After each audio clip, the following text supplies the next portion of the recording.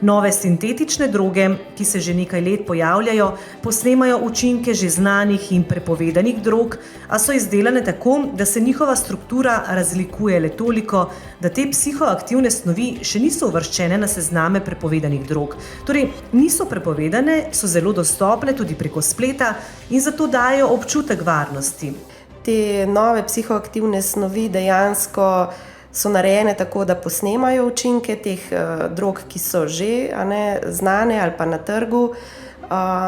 Nevarno pa je, da pravzaprav oseba, ki to kupi ali vzame, ne ve, kaj je v tej mešanici, koliko je neke dodane te nevarne snovi in zato je to pravzaprav zelo tvegano početje.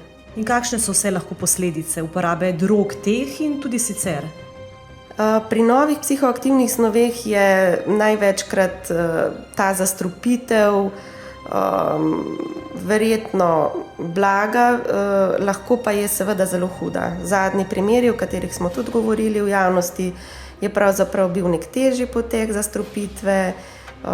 Lahko osebe imajo krče, epileptične napade, slabost, nezavest. Take hospitalizacije so lahko kar težke, trajajo več dni.